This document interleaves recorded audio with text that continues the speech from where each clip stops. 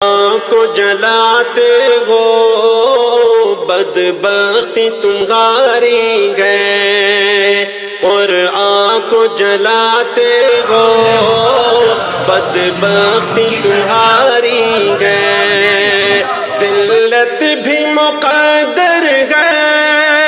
ذلت بھی مقدر ہے، رسوائی تمہاری ہے، قرآن کو جلاتے ہو،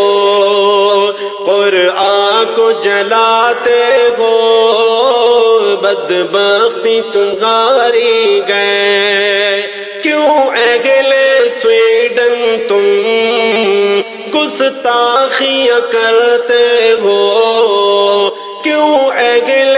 سویڈن تم گستاخیاں کرتے ہو، حرکت نہ کسی کو بھی، حرکت نہ کسی کو بھی، یہ بھائی تمہاری ہے، قرآن کو جلاتے ہو، قرآن کو جلاتے ہو بدبختی تمہاری ہے، قرآن کو سمجھو گر نوبت یہ نہ آئے پھر، قرآن کو سمجھو گر نوبت یہ نہ آئے پھر، ناسمجھی میں بڑھتی ہے، ناسمجھی میں بڑھتی ہے، گستاخ تمہاری ہے، قرآن کو جلاتے ہو، قرآن کو جلاتے ہو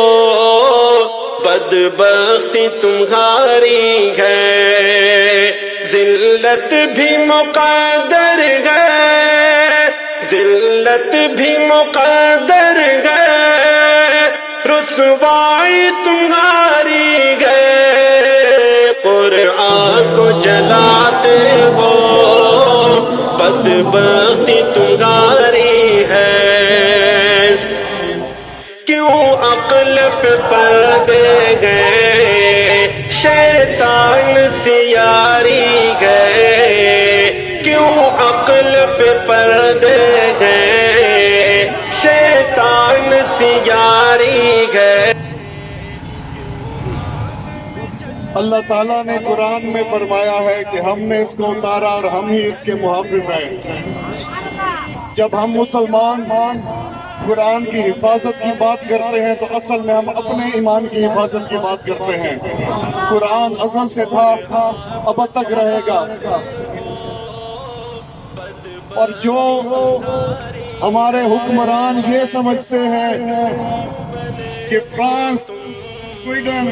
یا ڈنمارک کے خلاف بات کرنے سے IMF ہمارا قرضہ روک دے گا، سب کان کھول کر سن لو، پتھر میں کیڑے کو بھی رزق اللہ کی ذات دیتی ہے۔ ہم تو مسلمان ہیں اور انسان ہیں، ہم بھوکے مر جائیں گے لیکن اپنے دین کو نہیں بیچیں گے، کبھی نہیں بیچیں گے۔ اور جن لوگوں نے یہ سمجھ لیا تھا کہ میں اپنی طبیعت کی خرابی کی وجہ سے ان چوروں کے ٹولوں سے جا کے ملوں گا، تو آج کے بابرکت دن میں اپنے یہ خیالات کو صاف کر لے، میں مر سکتا ہوں، چوروں کے ساتھ نہیں مل سکتا۔